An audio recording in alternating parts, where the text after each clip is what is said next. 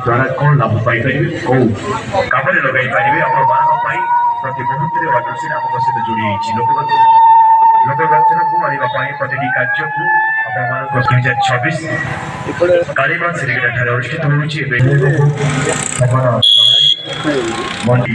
उत्सव एक उत्सव मुखर परिवेश वर्तमान पछड़ी अर्जुन जोरदार करता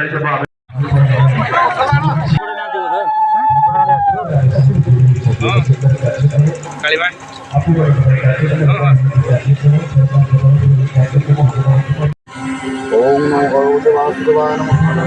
ओम शिवं तत्सवं अभिरोगजकं नमः।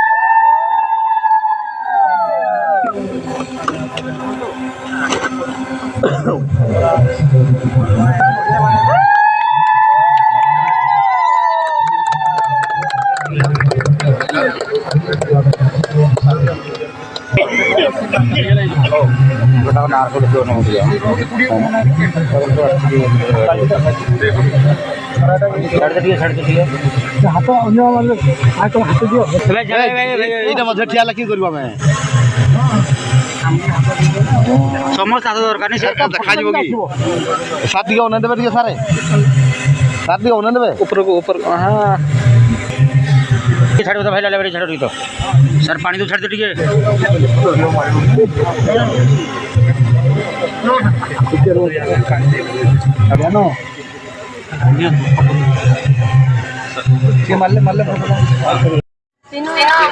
इतिमध्य आमर जे मुख्य अतिथि आमर स्थानीय विधायक तेलकुईर फकीरमोहन नायक आसी आम गणन स्वागत करागला तापर से भूमिपूजन हो सारा परवर्ती सेक्शन आज यही कार्यक्रम उद्घाटन कर फिता काटी प्राथमिक कार्य सारी वर्तमान आमर जे मुख्य अतिथि डाक्तर फकीरमोहन नायक आजिकार जो ब्लॉक स्तरीय वाटरसेड महोत्सव 2025-26 तार उद्घाटन कर माँ तारिणी पाखे दीप जल आती आम सब सम्मानित अतिथि अच्छा सहित अच्छा सहित यही प्रोग्राम रे जी सब लोक आमर समस्ते छिड़ा होती प्रार्थना कर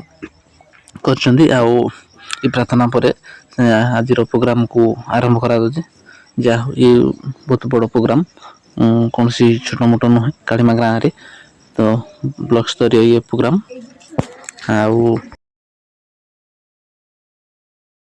जड़े व्यक्ति विशेष जो मैंने आम मान सुख दुखे भागी होती आम सहित जोड़ी होती आम माटीर पुओ लड़ुआ पुओ आम मान भल मंद को बुझापी जी निजर व्रत कर सारी गौरव पद्मश्री दैतारी नायक पाई निज गाँव को पानी आने 2 किलोमीटर खोली पानी आनी पहाड़ से ही जड़े व्यक्ति विशेष आजिकार मुख्य अतिथि को गीत माध्यम स्वागत समर्थना जना हो गीत नृत्य देखी पार्थ ये बहुत निखुण शिल्पी आम ये पखापाखि बोधे बिरुल चाह यांकर नाच भी बहुत सुंदर लगुच कौन से किसी कमी नहीं पूरा माँ तारिणी भजन पूरा खोला मन आम अतिथि मानकर भी मन मुग्ध हो आज जहा हो ये आम वाटरसेड महोत्सव आम पाई आम धन्य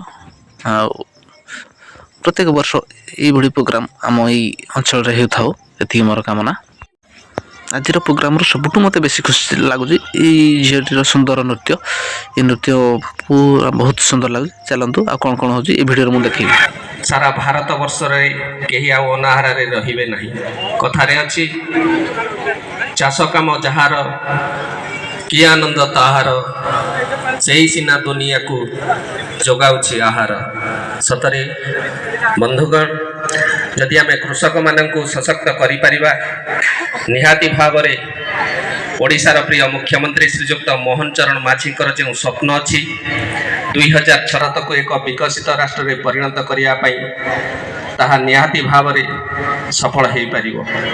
ଏଣୁକରି ସର୍ବପ୍ରଥମେ ଆମେ ଏ କୃଷି ଏବଂ କୃଷକମାନଙ୍କର ବର୍ଷା ଦିନ ଆସିଲା, ସମସ୍ତେ ଚାଷ ପାଇଁ ଅଣ୍ଟା ଭିଡ଼ିବେ। ବର୍ଷା ଯେତେବେଳେ ଛାଡ଼ି ଯାଉଛି ଏମିତି ରୂପରେ ଜାଣିପାରୁନାହାନ୍ତି, ତାହାକୁ ଜଣାଇବା ପାଇଁ ଆଜି ଏ ମହାମଞ୍ଚ। ନିହାତି ଭାବରେ ଏ ଅଞ୍ଚଳର ସମସ୍ତ ଜନସାଧାରଣଙ୍କୁ ମୁଁ ସର୍ବପ୍ରଥମେ ଅନୁରୋଧ କରିବି, ସମସ୍ତେ ଯେଉଁଟାକି ଆମର ଫାର୍ମର ରେଜିଷ୍ଟ୍ରେସନ ବା କୃଷକମାନଙ୍କର ପଞ୍ଜୀକରଣ ଯେଉଁଟା କରାଯାଉଛି, ସେ ପଞ୍ଜୀକରଣ ନିହାତି ଭାବରେ କରାଇବେ। ଆଜି ଜଣେ କହିପାରେ ମୋ ପାଖରେ ଜମି ନାହିଁ, ତାହେଲେ ମୁଁ ସଶକ୍ତ ହେବି କେମିତିଆ? ଏତିକି କହି ମୋର ବାଣୀକୁ ଏଠି ବିରାମ ଦଉଛି। ବୋଲ ଭାରତ ମାତା କି। ପ୍ରଦାନ କରାଯାଇଛି ସିଲେଇ ମେସିନ୍ ଏବଂ କିଛି ପମ୍ପ ସେଟ୍। ଆଜି 25-26 ଆନୁକୂଲ୍ୟରେ ଉତ୍ସର୍ଗୀ କରିବା ପାଇଁ ମନ ଭିତରେ ନିଜ ଖର୍ଚ୍ଚ ଉଠିବା ପାଇଁ କିପରି ନିଜ ପରିବାର ଆଗ ସିଲେଇ କରିବେ, ନିଜ ପରିବାର ସିଲେଇ କରିବେ, ଯାହାକି ଆମେ ବାହାରକୁ ଯାଉଥିଲେ ସିଲେଇ ଶିଖିଲେ ଯଦି ନିଜେ ସିଲେଇ କରେ କିମ୍ବା ଆମ ସାହି ପଡ଼ିଶା ଲୋକଙ୍କର ସିଲେଇ କରେ ଆମେ କିଛି ପଇସା ଅର୍ଜନ କରିବା। ଏହି ଉପାର୍ଜନ କରିବା ପଇସାକୁ ରଖି ଆମ ପରିବାର ଯେତେବେଳେ ଆବଶ୍ୟକତା ପଡ଼ିବ ସେତେବେଳେ ଆମେ ତାକୁ କାମରେ ଲଗାଇ ପାରିବା। ତେଣୁ ମାଟି କିପରି ଭାବରେ ସିଲେଇ ମେସିନ୍କୁ ନେଇ ତାର ଜୀବିକାକୁ ସମୃଦ୍ଧ କରିବ।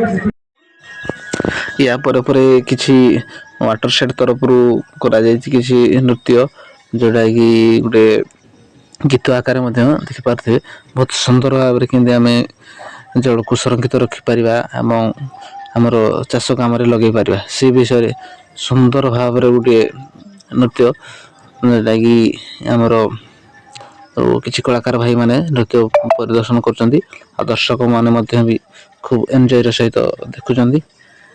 ଆଉ ୟାଠୁ ଆଉ ଖୁସିର କଥା ନାହିଁ, ଯାହା କଥା ମାଧ୍ୟମରେ ବୁଝି ହେଉନଥିଲା ତାକୁ ଏଇ ଗୀତ ମାଧ୍ୟମରେ ଆପଣମାନେ ଦେଖିପାରିବେ, ଏନ୍ଜୟ କରୁଛନ୍ତି। ଜାଣିଥିଲି ପରା ଘର ଭିତରେ ସେ ଟିଭିଟାକୁ ଅନ୍ କରିଦେଇଥିବ ଯେ ସବୁବେଳେ ତାରି ପାଖରେ ବସିଥିବ। କିଆଡେ ବାହାରୁ ଡାକି ଡାକି ମରିଗଲେ ବି ସେ ଶୁଣିବନି। ମାଳତୀ କଣ କରୁଛୁ ଘର ଭିତରେ? ଆସୁନୁ ଜଲ୍ଦି। ଘର ଭିତରେ କଣ କରୁଥିଲୁ? କାମ କରୁଥିଲୁ? ତୋର ଯୋଉ ତ କାମ, ସେ କାମ କଥା ମତେ କହନା। ଗଲୁ ଘରୁ କୋଦାଳଟା ଆଣିବୁ, ମୁଁ ନେଇକି ତାକୁ ବିଲକୁ ଯାଏ।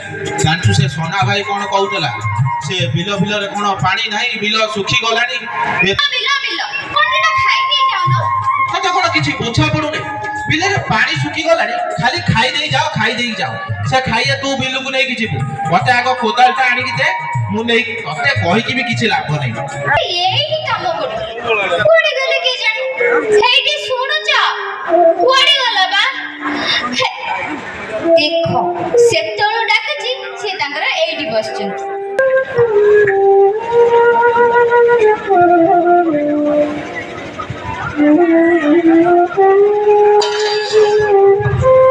ହେଇବା ତମେ ସକାଳୁ ପହରୁ କିଛି ଖାଇନ, ଗୁଣ୍ଡାଟେ ନ ଖାଇକି ଏମିତି ପାଣି କଣ ପାଇଁ ପୁରେଇ ଦେଲ?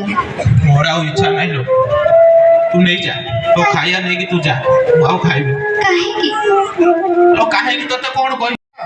ସେଇ ପାଇପଟା ହେଲା ଆମର ପ୍ରଧାନମନ୍ତ୍ରୀ କୃଷି ସିଞ୍ଚାଇ ଯୋଜନାର ଗୋଟେ ଅଂଶ। ଆମେ ଯେଉଁ ଗାଁରେ ଆମର ଜଳ ବିଭାଜିକା ତରଫରୁ ପ୍ରଧାନମନ୍ତ୍ରୀ କୃଷି ସିଞ୍ଚାଇ ଯୋଜନାରେ ସବୁ ସମ୍ଭବ ହୋଇଛି। ପୋଖରୀ ଏଇ ମାଧ୍ୟମରେ ଯଦି ଆମ ଗାଁ ପାଣିଟାକୁ ଆମେ ସଂଗ୍ରହ କରି ରଖିବା, ତାହେଲେ ଆମର ଯେତେବେଳେ ପାଣି ନଥିବ, ସର୍ଟ ଥିବ, ଯେତେବେଳେ ବର୍ଷା ହଉନି, ଯୋଜନାରେ ଏତେ ସବୁ ସୁବିଧା ଅଛି ବୋଲି କଣ ମୁଁ ଜାଣିଛି? ଆରେ ଯଦି ମୁଁ ଏଇ ସବୁ ସୁବିଧା ବ୍ୟବହାର କରିବି, ତାହେଲେ ନିଜ ମୋ ଜମିରେ ପରା ମୁଁ ସୁନା ଫଳେଇବି। ମୁଁ କାହିଁ ବାହାରକୁ ଯିବି ଦାଦନ କରିବାକୁ? ଆଉ ନୁହଁ, ମୁଁ ଶପଥ ନିଅ। ଆଜିର ୱାଟର ସେଡ୍ ମହୋତ୍ସବ 2025-26ର 2.0 ଶେଷ ପର୍ଯ୍ୟାୟରେ ଗୋଟିଏ ସମ୍ବଲପୁରୀ ଗୀତ ସହିତ ଆଜିର ପ୍ରୋଗ୍ରାମକୁ ୱାଇଣ୍ଡ ଅପ୍ କରିବେ। ଆଉ এই ପ୍ରୋଗ୍ରାମ ସରିଲା ପରେ ସମସ୍ତ ଭାଇମାନଙ୍କୁ ଖାଦ୍ୟପେୟର ବ୍ୟବସ୍ଥା କରାଯାଇଛି।